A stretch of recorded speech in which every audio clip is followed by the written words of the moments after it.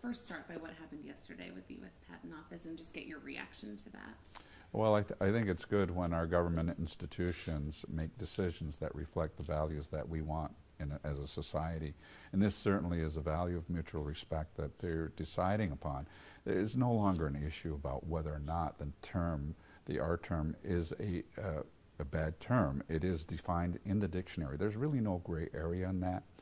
It's a slur. They recognize that. They recognize, and whenever you do that, it does create harm. Social science has told us that it harms the self-esteem and self-image of our young people. And our young people are everything. Our children are everything. It's not just for Native people, but for all children.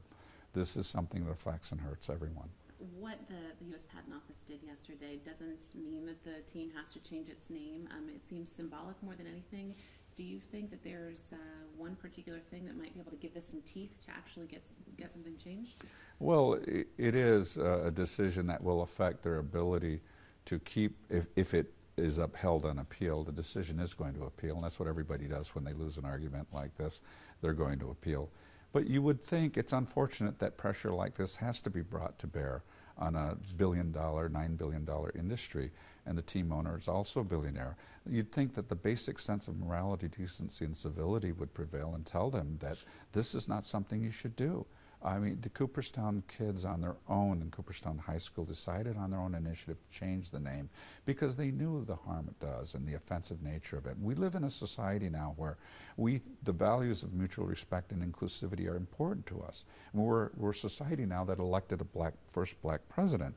So, you know, the NFL is behind the times. They need to look forward and especially the basic concept of decency, and not just have to wait to be pressured into doing the right decision. They should stand on the right side of history and just make the right decision. How confident are you that something will change? And if so, when do you think that would happen? A year from now, 5 years from now? Do you have any thoughts on that? Well, I have no doubt that it will change. The question is how long it will take to do that. And a large part of this is how much the team owner and the NFL decide to delay and continuously try to prevent and continue to profit by the delay actually be profiting. But the NBA actually decided so quickly on an issue that was such a racial issue like this. This, in fact, is a defined racial epithet.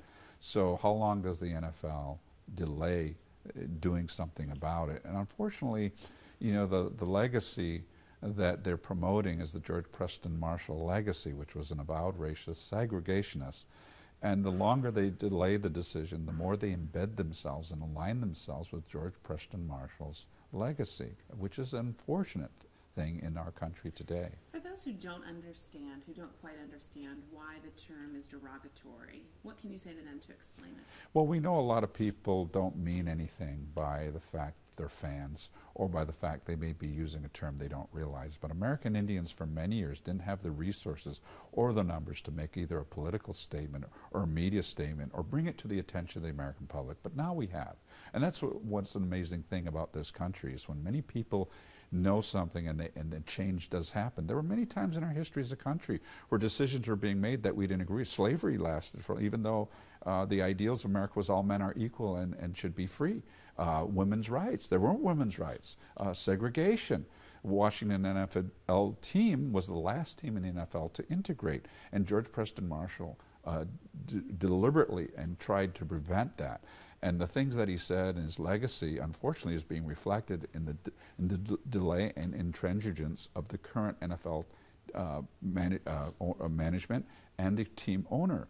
So, you know, for people who don't understand, we know that this is an opportunity now for them to understand and an opportunity to stand on the right side of history. What is it, though, about the word redskin that is derogatory?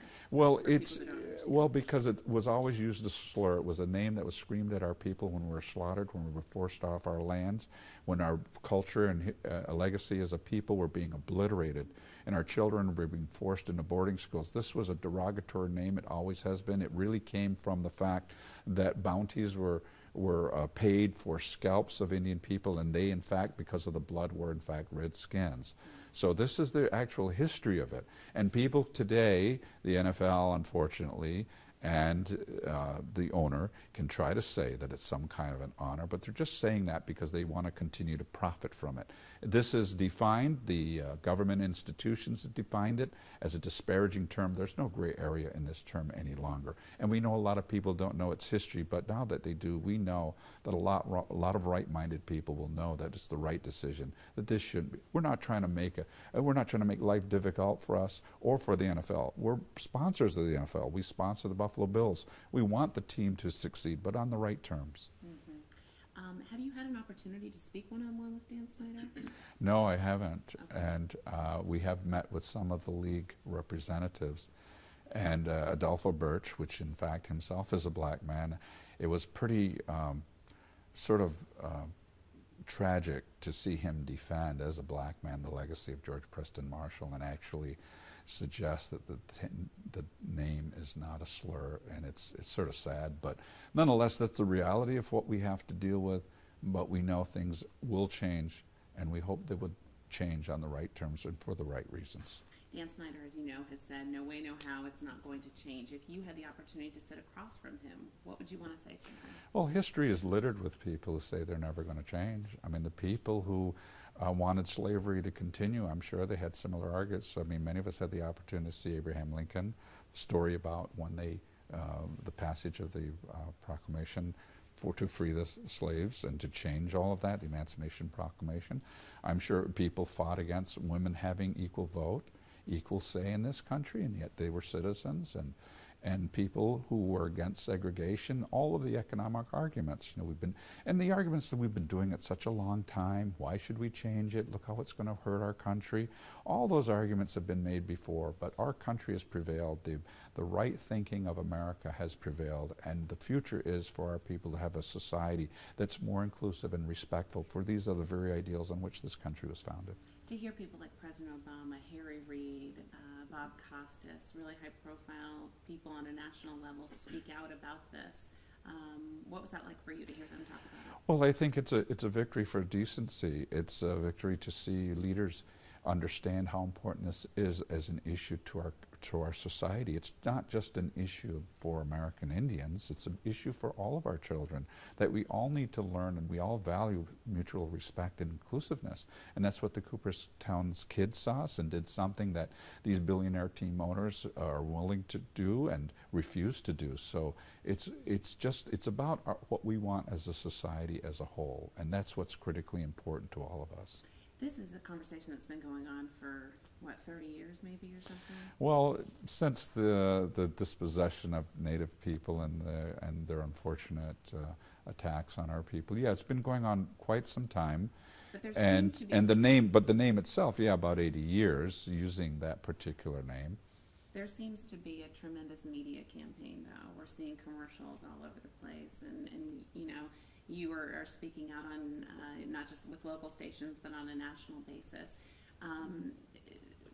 Do you have any estimation of how much money you all have spent to try to get this overturned, and how much time and effort it has taken you in recent years? Well, it's taken a lot of time, but we only got involved in this issue a little over a year ago, and I don't know, I haven't looked at the tally sheet, but it's about a lot more than just money to us. It's about principle, and I think what's good is if, for example, the NFL and the team owner realize that this is about a very important principle to all of our children, and not just think solely about the money and delay doing the right thing and being on the wrong side of history and aligning themselves with segregationists and racists such as George Preston Marshall.